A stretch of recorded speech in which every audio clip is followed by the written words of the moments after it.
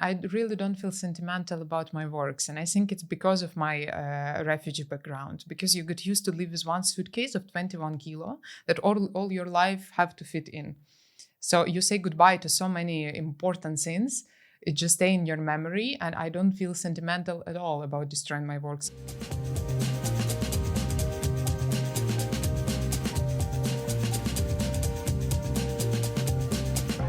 Hi, I'm Zack Newmark, and this is Damn Yankee. Don't forget to like, follow, and subscribe on YouTube and wherever you get your podcasts for all the best interviews with the coolest authors, artists, and entertainers, performers, stand-up comedians, all based here in the Netherlands and those traveling through the country. Daria Khozhai is an Amsterdam-based Ukrainian interdisciplinary artist and architect with training in fine art from the Kyiv Academy of Visual Arts, in architecture from Politecnico di Milano, and in cognitive science from the Amsterdam University Medical Center. She is a 2025 recipient of the Galatea Kunstprijs for artists with a refugee background, an award she quite literally just won before coming here today. Daria, thank you so much for joining us today. Hi, thank you. Thank you for inviting. So how long is it that you've actually been in the Netherlands now? Well, I live in Netherlands now for 7 years. If to start from the beginning, I'm actually from Lugansk city, which is in the border with Russia, which is now occupied. And the war there started in 2014. So that's the time when I left the country. My family went to Kyiv and I went to Italy to study. And after that, I came here for internship at RAF. It's an architectural studio that works with the heritage. Mm-hmm. And then I stayed. Yeah. We were curious because when we were talking about you and your work and, you know, getting organized for the interview, we were wondering if you actually left Ukraine because of the, you know, initial invasion, or if, you know, that maybe drove your reason to leave Eastern Ukraine, but maybe not necessarily the country at that time. Well, it was two reasons for me. One was the war, so my family moved to Kiev, and the second reason was that there was no education in the landscape architecture that I wanted to study, like specifically, because it's a very broad field. It's not really just focused on the buildings, so it's about geography, history, politics, everything. So that was my interest, and it was no education like this in Ukraine. So I thought, okay, then I have to make a choice. And I applied to a couple of universities. I was actually invited to London, but I just choose the one who gave me scholarship, and I just went. And so that was in Italy? Yeah, and it was in Italy. Yeah. Yeah. And, you know, I'm curious because, you know, obviously you must have you clearly had a number of interests even before the outbreak of the war, but your work is so, you know, driven by trauma. It's driven by, you know, political outlook and interpretation of history and what's going on in that moment. Is this characteristic of who you were even more than 10 years ago? Or is this, you know, did the outbreak of war kind of harden you more into sort of an activist, you know, political artist in that way? Just growing up in post-Soviet environments, you were surrounded by the layers of inherited trauma. It's not even about who I was before. It's about my parents, grandparents, and all the silence, collective silence that we were surrounded, and all the objects that meant more than they appear to. So I think it's a deep in my background. So you grow up already traumatized by many events.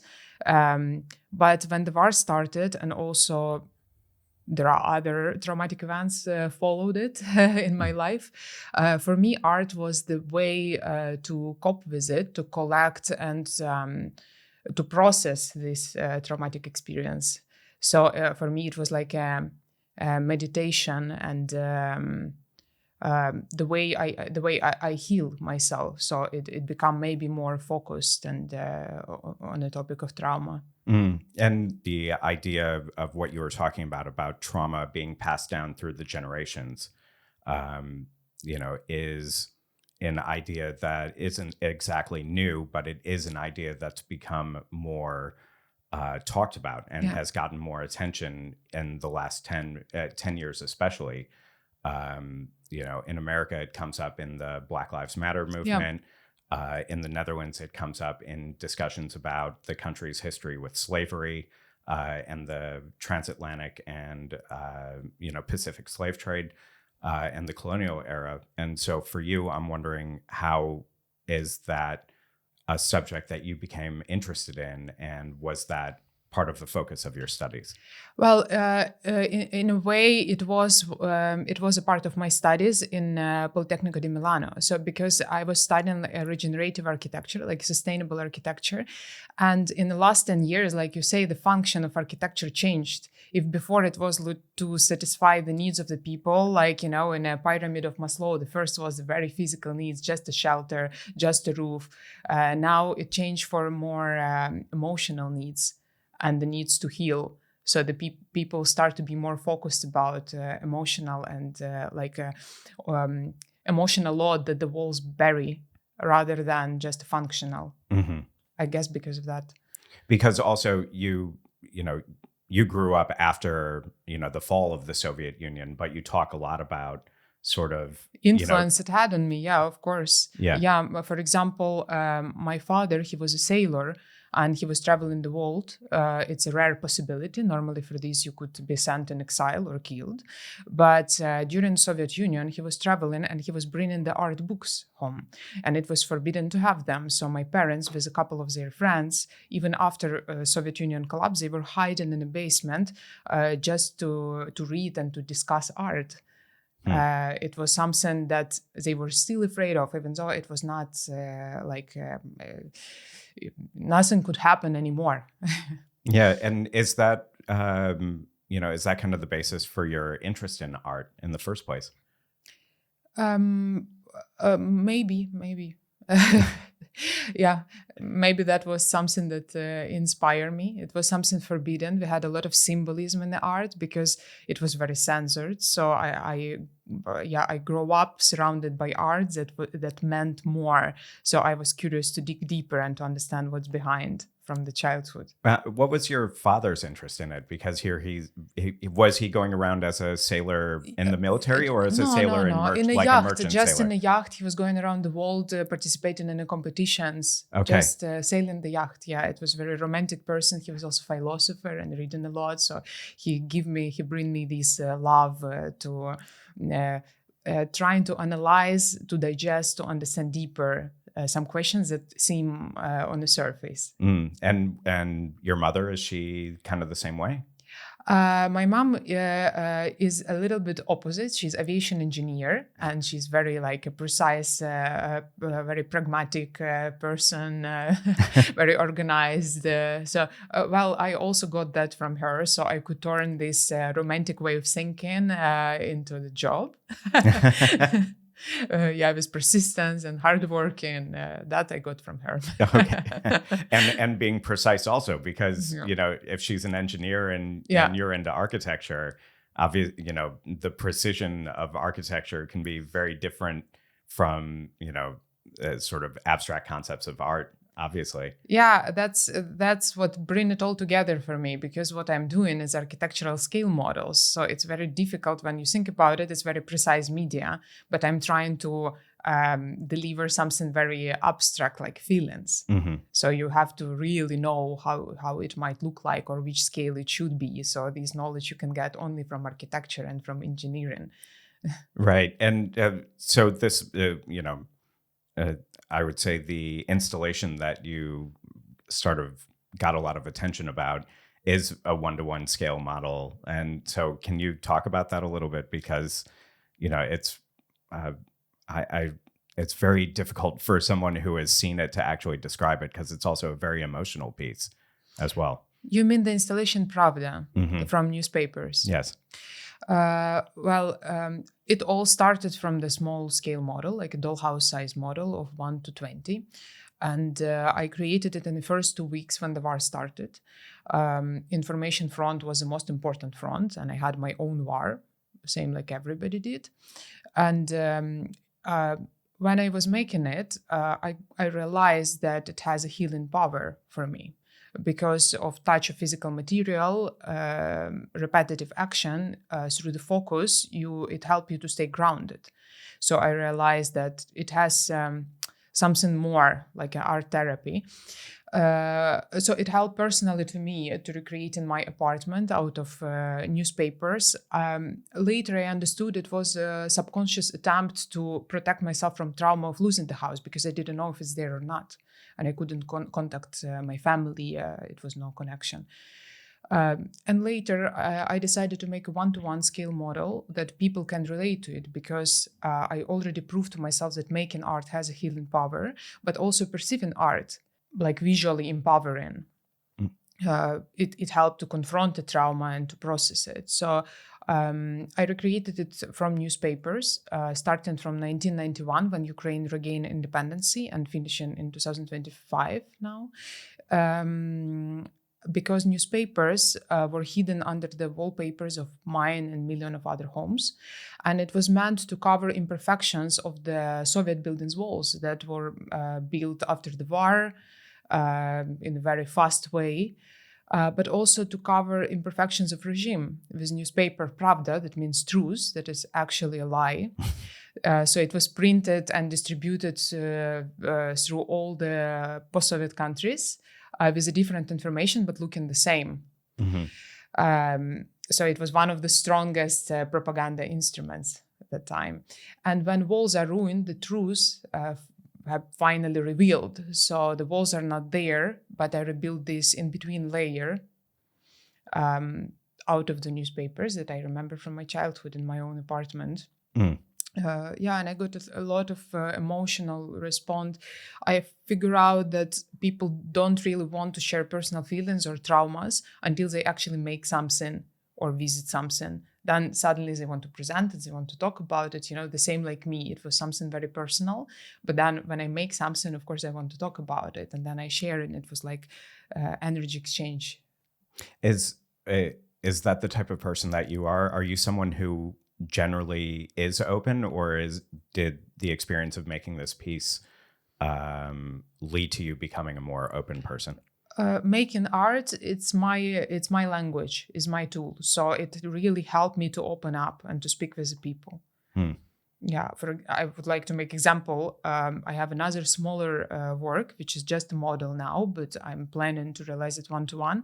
It's made out of my journaling notes in the rehabilitation center. So I was just journaling and discussing it with psychologists, but because I'm an artist and this is my tool, I made models of all the places that this trauma happened, just from my memory to digest the situation. When you start to analyze what happened with you in that place and like how did you come here? And when you say in a rehabilitation center, is that what you said? Yes. Yeah. What kind of rehabilitation center? Well, I don't know if I should mention the name, but they helped me a lot. After the war started, I had another trauma in my life. I went through very painful breakup with my ex-fiance.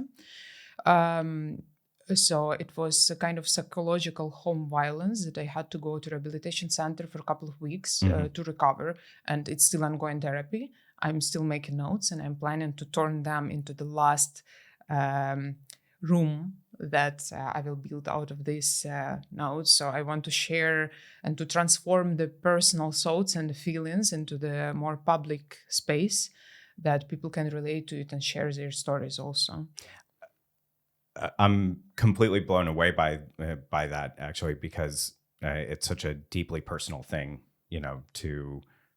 first of all, there's the idea of being displaced from your home country, but then compounded with, something that was particularly difficult in your personal life. The idea to then be able to sit down and talk about it, with someone you've never met before, and then, discussing it in a different form. It takes a lot of courage to be able to do that.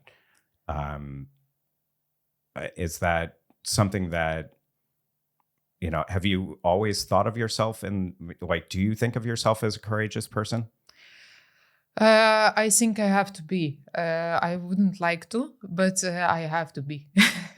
in this reality. But I want to say it took me almost 3 years to talk about it like this. So, and also after the war started, like I had to take a distance first in order to realize the piece in really in one-to-one scale, something that go more far than my kitchen table just making a model. It also took me a year before I actually show it to the public and talk about it.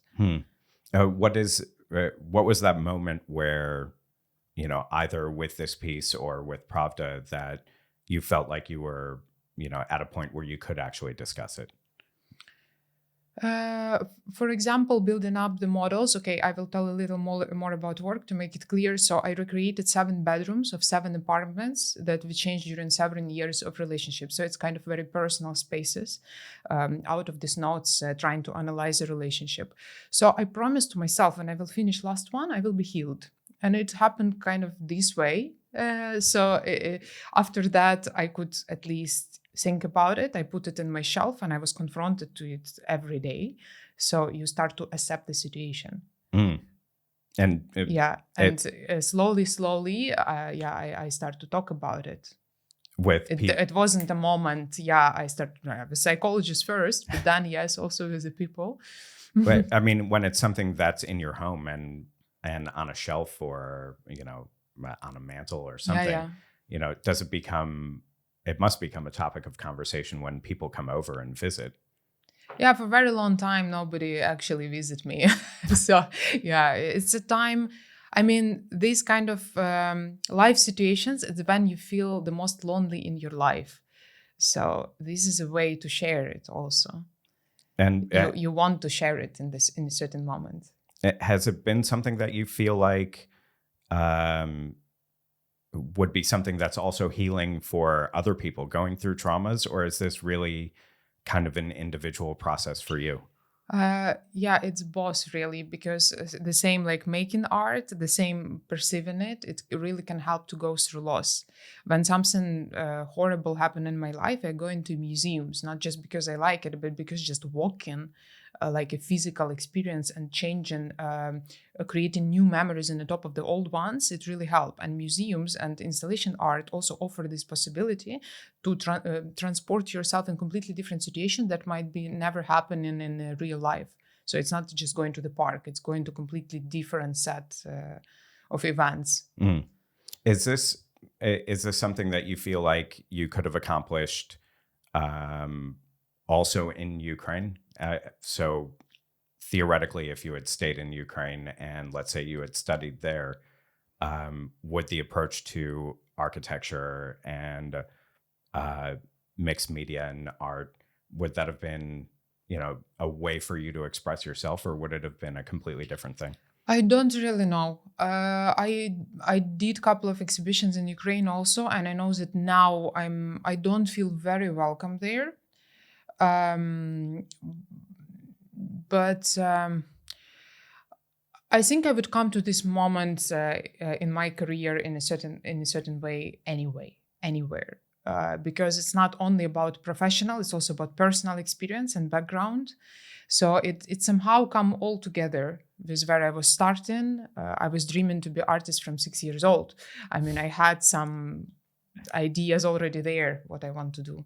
And it's somehow going there.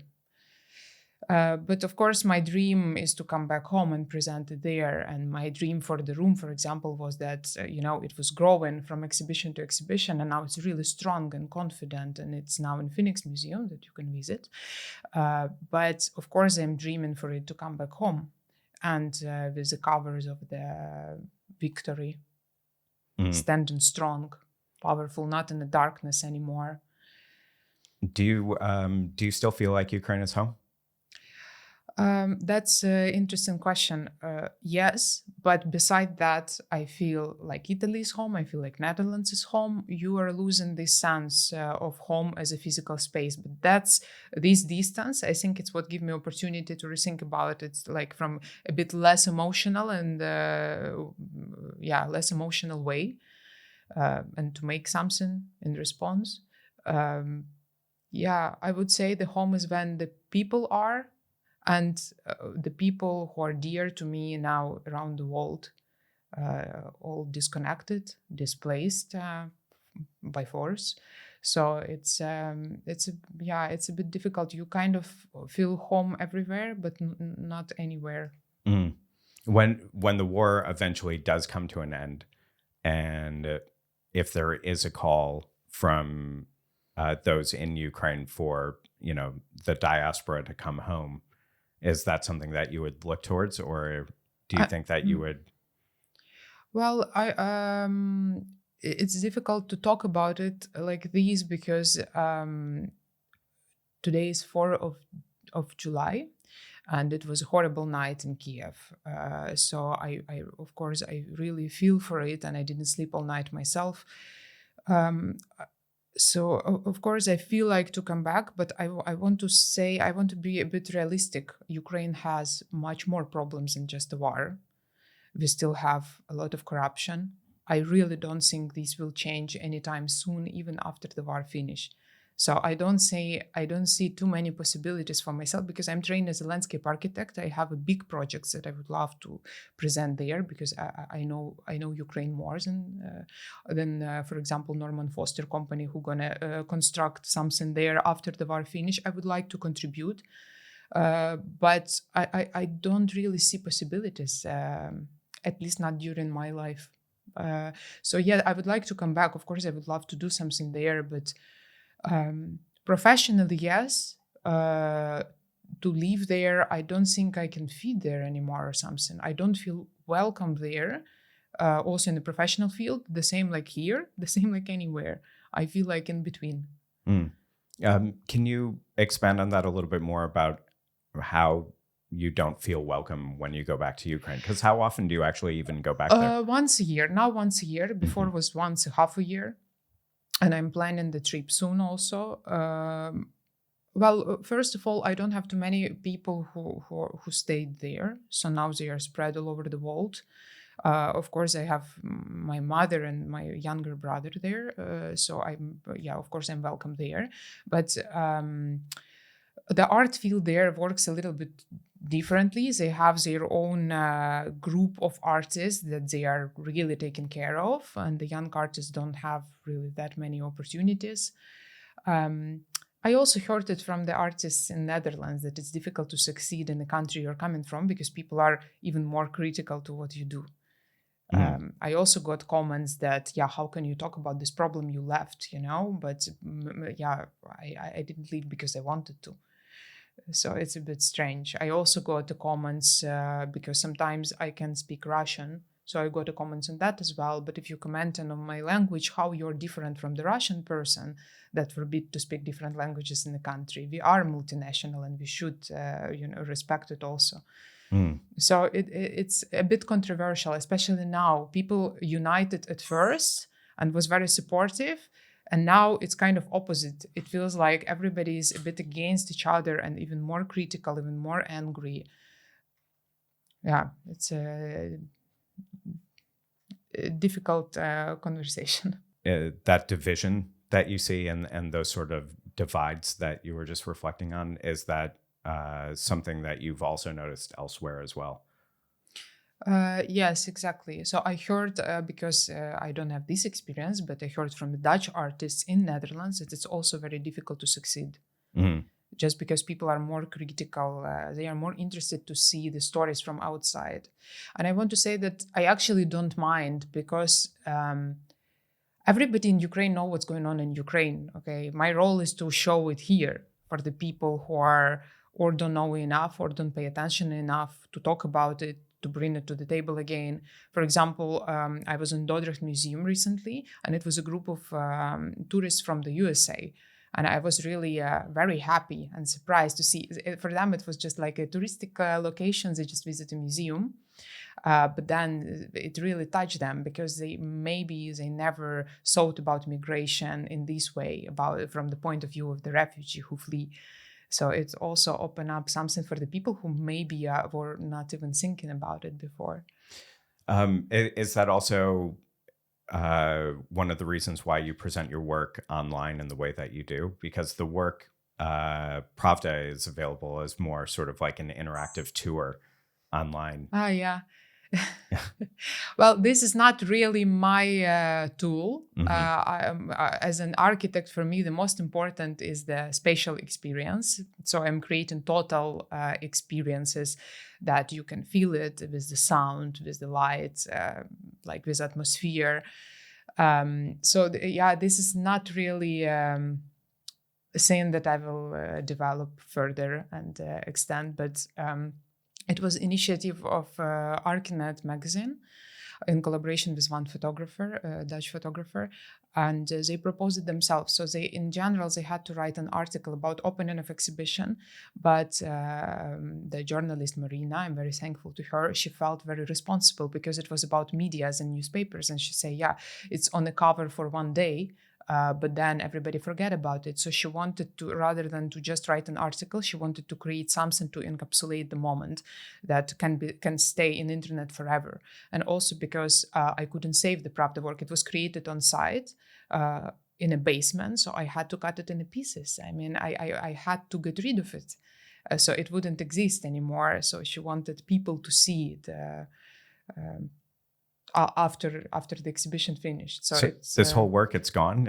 It's yeah. You had to destroy your own work. I had to destroy it. Yeah, to cut it into pieces. I saved some. That was very important, and I always save the outer layer. Inside it grows, but outside it stays static. It's historical archive papers. So I always save the outer layer, and then I build it up from inside. And of course, you saved the model, but I mean that must have been, for something so personal for you, and to, create this work that, was your own home and, was a way of processing grief and trauma for you. That must have been such an unusual, if not, exceedingly difficult process to destroy your own piece. You know what's interesting? I really don't feel sentimental about my works. And I think it's because of my refugee background, because you get used to live with one suitcase of 21 kilo that all your life have to fit in. So you say goodbye to so many important things. It just stay in your memory, and I don't feel sentimental at all about destroying my works. And by the way, about the 7 bedrooms, I also want to burn it in the end. I'm not sure I will do that, but it's like a trauma that you let go also. So just going off of what you said about 21 kilograms, do you feel like now your life as a refugee has that made you into a person who lives their life in a more minimalist way? Yes, definitely. Yeah. Yes. So what's your home like now? Well, I finally have kind of own apartment. Well, I rented, but I feel like I have my own space. But it's strange because as soon as I get comfortable, I feel like I have to move. Well, to be honest, it's not interesting story. I'm having an apartment in Europe, a house that is like for a highly skilled migrant. So everybody's a migrant and everybody's educated, which make it interesting, like interaction with neighbors and stuff. But you feel like you live in an IKEA box, like you live in an IKEA shop. In what way? Everything is there. You don't have any choice. You cannot throw away nothing. You cannot bring nothing, and you're just living like in these old-fashioned office boxes. Exactly the same way like others. It's a little bit strange experience. Totally. I mean, especially for someone who's an architect and an artist by design. I mean, it must feel like a whole. It must feel like it's a conflict with you, who you are as a person. Yes, but I feel very lucky for it because it's very difficult in Amsterdam and in Netherlands. So that's okay. But then sometimes I'm renting a studio that is complete opposite, with some mouses as a guest. Sometimes everything is disaster and you can just explode stuff and burn and break, and it gives some relief. Then you come back home to the perfect white apartment. How are you finding Amsterdam? Because now you've been living here for 4 years, I think. 5 years? I live in Amsterdam for 7 years. 7 Yeah, years. in different areas. I changed so many places. Different experiences, living with such different people. It's not like you're a student and you rent an apartment with somebody in your interest, like your age, or it's such a different experience. I feel just now, after so many years, Amsterdam start to accept me or something. It was really difficult to be here. I like Amsterdam. I'm considering to move to outskirts, but just because of rent prices. I like Amsterdam because you always run into somebody. You always meet some important or interesting people just in the street, and you always can connect. It's nice. The community, the art community is nice. So it feels more like a home now after so long time. I mean, people in the Netherlands have known about the region of Luhansk and Donetsk for, quite some time, because also the Malaysian Airlines flight that left Amsterdam was shot down, in almost this exact region where you're from. Yeah, my mom was investigating this because she's the, inspector of safety for the European sky. So she was exactly investigating this case there. Really? Yeah. And what was that like for your mother? I mean, my mom tried to distance me from this kind of her job. She's super scared when I fly somewhere, but sometimes I saw the pictures and some reports and stuff. It was a bit tough. Yeah. I mean, for she people don't who don't share it much. Yeah. Because it's really kind of traumatic, but I think it has consequences. She's really she take everything super personal. After the time passed, she saw a lot of horrible scenes in her life. She's now having some difficulties with it. Yeah. But because maybe she didn't share it never.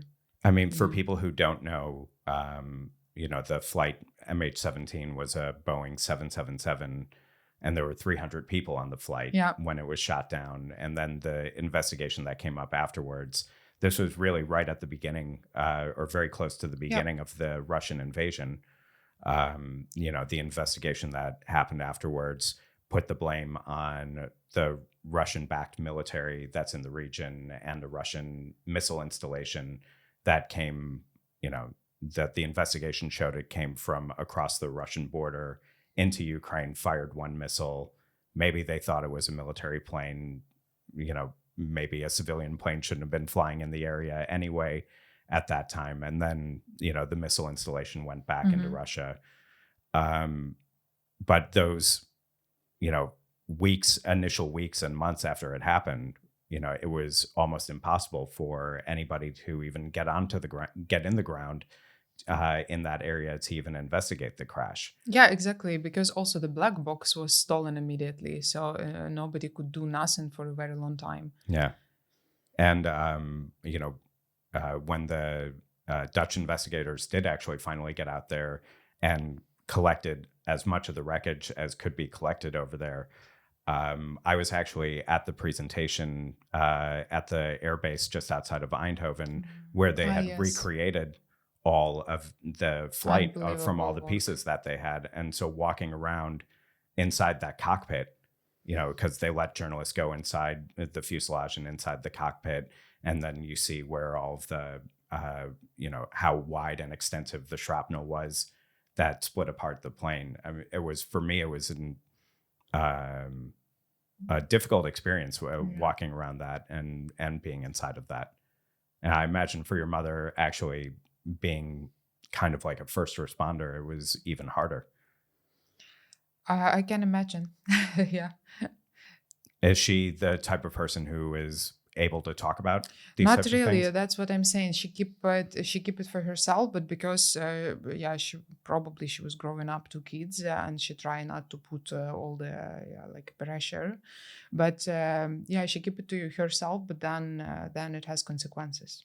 If your mother's that kind of person who keeps traumatic experiences inside, and you're the type of person who very much exhibits traumatic experience, what's her reaction to your work? Well, I learned it from her how to not to do that. But she visited my exhibitions and she really cried and she cannot not to share. But I'm also so happy with this because it's for many people like that. Like even if you're a very close person, you don't want to talk about nothing.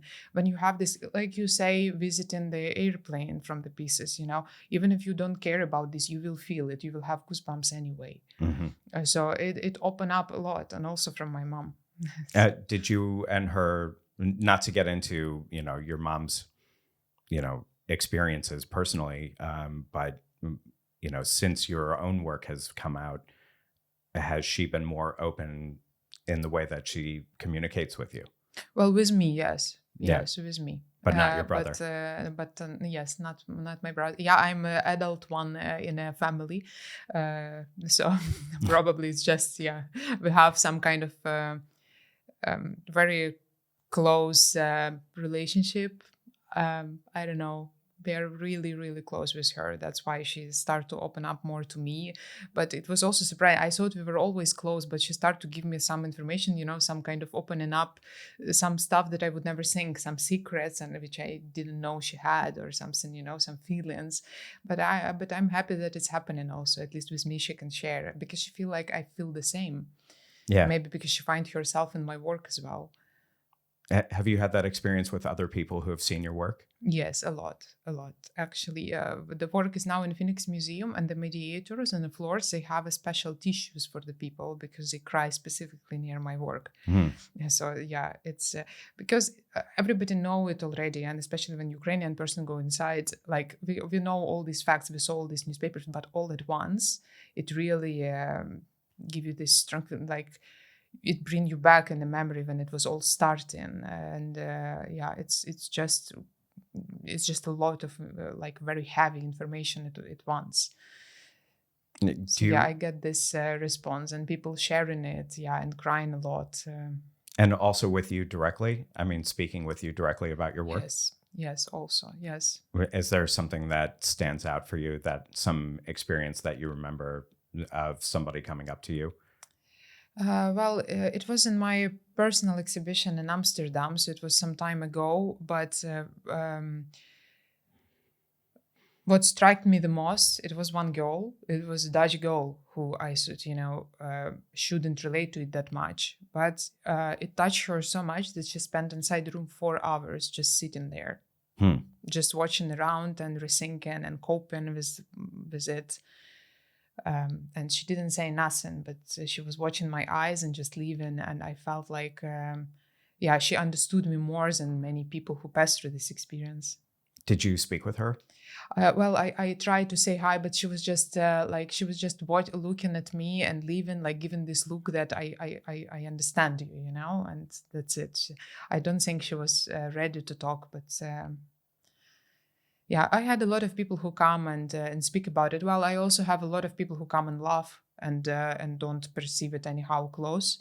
It's a big contrast. Laugh. And they just see it as like a how you say entertaining installation that you can engage with. Just go inside, outside, to touch something, and they don't take it too serious. But some people really touched, and they share their own traumatic experience. I cannot give a particular example, but it was a lady breaking up with a husband. She was talking to me, or like one person. I had a visitor from Lebanon, who fled Lebanon, and she was telling her story. Are you open to people's reactions in that way? Is that something that you're comfortable speaking with other people about their experiences? Of course. And I brought it further. I started to develop small workshops that I was doing in psychiatric departments of the hospitals, also just for students of different professions. But they don't want to share until they make exactly, my workshop was about making a space the trauma happened, that it live there rather than in your head. So I show my work first, and then people already feel more open to share, and then they make space that they want to explain, and then it really become such a exchange. Everybody cries, everybody open up, hug. You feel such a relief that you did something, physical. you feel not alone. That's most important. You just, from that moment, you don't feel alone anymore. And your brother, how old is your brother? My brother is 23. Mm-hmm. So he's in the military age, and he cannot do nothing. He cannot flee. He cannot go anywhere. He finished his study. He's applying for master degree, but he finished bachelor, so he can be actually from 25 invited to army anytime. And the point is, he doesn't mind it. But so he cannot find a job because he's in a time like in the age of the army, but also he applied to the army in the beginning of the war, and they didn't take him because there are more professional and experienced people that you don't need to teach to go. So it's just literally sitting down in Kiev and waiting until the bomb hit you. I don't know. He's very depressed, and it's a situation for so many men in Ukraine. You cannot flee. You cannot do anything about it. There are no jobs. The women with the children move outside. There are a lot of divorces, a lot of misunderstandings. It's quite difficult. What did your brother study to do? Programming and decoding. So actually he did quite a lot of stuff I am not allowed to talk about. But he could be very helpful for the army, but yet they didn't invite him. But also, he cannot do nothing else. Yeah. So I believe that so many people would be so much more helpful abroad. Has he seen your work? Yes, but he appreciates what I do and he gives me some compliments, but I don't think he's a completely different person. He really don't, he's not into art that much. No. He believes I do something important, but what exactly, he cannot still... When you talk about your father and your father having, gone to work and traveling around the world, do you mind if I ask where your father is now? My father died when I was 11 years old. I'm sorry. Yeah. It was, he was actually 25 years older than my mom. So you have to think about it before, Yeah. This happens. Yeah. And, obviously that must have had a great impact on you in your adolescence. Yes. As well. Is that also something that you've tried to process through your own art and through your own development as well? Well, not yet. This is something I'm just starting to process myself and with psychologists because I had a lot of responsibilities very early in the life. So I feel responsible for everything and everybody around. And it doesn't make my life easier. Sometimes I cannot help it. I cannot do nothing about the situation, but I continue to worry about it because in a certain moment, my mom had to work and I was with a small child, my brother, in my hands. It was just too much for me to take. Yeah, because when you were 11, I guess your brother was about 3 at that point? Yeah. That's not easy. Yeah, that's not easy. That's not easy. And supporting my mom also mentally, and it's... I didn't perceive it hard that time. I still had my fun. I still go with friends. It was really okay for me and I was willing to do that.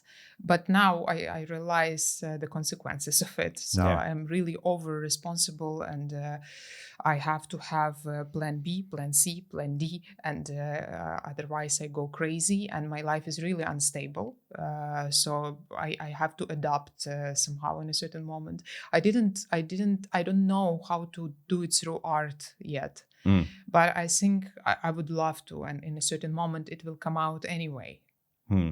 It's very unusual to hear someone who works as an artist and someone who's trained as an artist also talking about the need for a plan B, C, and D, because just the nature of being an artist itself and trying to turn that into a career on its own can feel like, quite a risk. Yes, exactly. So how in the world did you manage to sort of to overcome this, idea of having to, have everything planned and laid out for you, but also still pursuing this, not exactly stable job? I don't know. Art gives me a lot of freedom, but it's very scheduled freedom. So I have 1 month when I'm just making applications, and then 1 month I just put everything aside and I draw and I create. So it's really it's scheduled really. So every day I wake up, I draw and just have some ideas or read something for a couple of hours, and then I sit behind the computer and do my work. My work is behind the Excel tables, budget plans, applications, reading documents. So it's still a job. I mean, it's still a work. Do you treat it in that way? Like, I know people who who write professionally in different ways. Some who do stand-up comedy. Some who write for journalism, journalistic pieces, and or write as authors, essayists. Some people will treat it like a 9-to-5 job and will get up and they basically go to work. And then when the day is done, the day is done. And maybe if an idea pops into your head, you jot it down. Other people I know who are much more unstructured or much less structured than that and don't really treat it in that way. But you sound like you treat it very much like, I'm in the office at 9 Yes, and I'm out the I'm door. trying to, because for 2 years now I'm self-employed. I don't go to the studio every day, and it become a little bit difficult to focus. And sometimes, I'm really far from lazy person, but sometimes also like just putting everything aside and think, okay, I will just create the stuff. Yeah, okay, but you have to manage it also somehow, or to propose this idea, and it takes much more time than to make artwork. Mm-hmm. I'm trying to be more organized. And how's that going? It's okay. It's fine. It's okay. It's just with a lot of mental stress, but I don't want to complain about it because everybody I know around is the same way. It's just a job like this. It's just a profession like this. It's unstable and you accept it, or you just do something different. Yeah. I want to read a quote, something of yours, and then I want to ask you a question about it. You wrote, or you said, contemporary cities are haunted by ghosts of hopeless, historically loaded, and emotionally charged buildings and spaces in decay. Their souls are lost and stuck in a state in between due to the impossibility to adapt to the shifts of our time, like climate change, pandemic, economic collapse, political change, shifts of meanings and needs. And what struck me and what struck us about that is kind of applying that idea, which gets talked about, but applying that idea to your artwork. And has that always been received well? Has that idea that you've been presented, has that always been something that people are able to kind of take in and accept and be confronted by that? Well, the quote that you just read, it's more my position as an architect, actually, because there are so many abandoned places. I'm saying that the most sustainable way to build is not to build at all. We have a lot of buildings that have some traumas behind their walls that I was trying to reveal, both like as an architect, but also in my works. In my artworks, it received well. Because I think I found the right tools to do that. But as an architect, I think, for example, I'm also teaching in Academy of Architecture. And just a couple of days ago, we had a discussion that we need to build new communities, new society, new buildings, and expand the cities. And I don't believe that. There are so many buildings, like, for example, I refer to pandemic. During the pandemic, half of the offices in Netherlands were completely empty office buildings. And we can rethink and reconsider. And it also buried its own traumas, and it can be something completely different, but we just leave it aside and build somewhere else. Why has that been such a problem also? Because, for years, the governments here have talked about converting old office buildings into apartments. And we have just, decades of a housing shortage in the Netherlands and in Amsterdam in particular. Where I'm from in Chicago, there was, off and on talk also about converting old office space into housing space. And so why is it so hard to get people to kind of shift their ways of thinking about that? I really don't think it's about the people. We have anti-squat here, and like people are quite open to that. But for example, I'm living just in front of the famous club CC, and it was a nightclub, an abandoned building, like for a very long time, and it's just demolished to build a, I don't know, shopping center or something like that, something commercial, and it happened. It happened everywhere. Mhm. And It's just that, it's just for the financial reason. I think it's just for a purpose of earning. just for the purpose of work and making yeah, money and profiting off of it. Yeah, I think so. Mm. I don't know. Maybe I don't have too much expertise about it. But for example, speaking about my house, IKEA box. So I was trying to find a cheaper place because I don't need it with repair. You know, I need it raw. But it's impossible to find. Here, everything is so polished and so perfect, but then the price is really high. So maybe because of that, just in order to earn more, people make environments really perfect. And that's not you. That's not something that you want personally for yourself. No, absolutely not. I don't think that everything should be perfect. I feel like going to other countries in Europe, it feels like a fresh breath for me when you see imperfections. When you see some history behind, you see the experience of the building, you see the scars that it bury, and you deal with it, you work with it. You don't try to mask it like putting makeup on bad skin or something. And is that a new thing that we have as a society? This idea of making our personal spaces have a sense of perfection as opposed to a sense of being lived in. But I don't see it everywhere. I just see it in Netherlands. So it's not about the society. I think it's how the country got used to function. I don't know. Is it something? I don't think it's. Is it something that you noticed right from when you first moved here? Yes, exactly. Really? Yes, really. Yeah. Before I was renting an apartment in Milan, many of them, and it was absolutely not like that. So it's like people accept reality, with its imperfections. People accept their buildings with the, very old and not perfect, with a crack in the marbles, with the holes in the pavements. And here everything is so polished, so perfect that sometimes you're walking in the street and you want to, it's just too much. And something else I was also curious about, which I wanted to ask you about earlier, is you've got around your neck a key, and can you tell me about the key and what's important about that to you?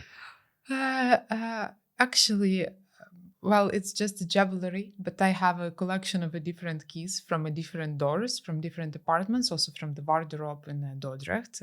I just like keys because for a very long time in my life, I felt very anxious when I don't have them. So when you give up one place and you go to another, from one country to another, and you just don't have any keys, you don't know where you're going. So I feel much more safe when I have them. And is that key to anything specific? No, this one, no, not really. No. Not really. Some of them are really specific. Some of them are just I like them. At this point, I'm curious also because you're working on this piece of your different bedrooms or your bedrooms over time. How far down the line do you actually start working on a new piece? Are you working on multiple different pieces simultaneously where they kind of overlap and your attention is divided, or do you work on one and then it's done and then you work on the next one? I think about all of them at the same time. So I have so many ideas, and sometimes I just, and all of them are not perfect. So to bring them to my standard of perfect, like to make it really good, I think about them all the time, and I change something, I read a lot. So you apply your ideas to everything you see when you go to exhibition, to the movie, read the book. So you're always thinking. But about the work, actually, because of this environment I work at, the rents are really expensive. Mm-hmm. I don't really have my own studio, and I have agreements that I rent a studio only for a big project when I do the big projects, because sometimes I work on site. So I don't need a studio, I do it directly in a museum, or sometimes I do a very small project at home. So I rent a studio for a particular amount of time, and then I have a deadline to finish the work, But for that, it have to be super organized.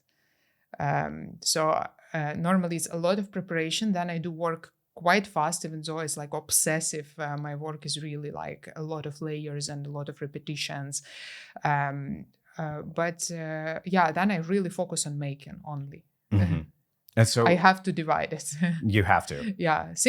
Thinking all the time about all the different projects. But yeah, when I have a particular exhibition, I have a particular deadline, particular budget, particular time frame. So yeah, I organize it very well to make it happen. Do you also do work on commission as well? Well, not really. I don't know what you mean, because a commission, like, I don't work with the clients. I will never do that. How come? Because I appreciate my freedom. I rather apply for a governmental grant or find a solution. I would rather work as a waitress, but not work for commercial purpose, because art is not. It shouldn't be commercial. Yeah, the purpose is different.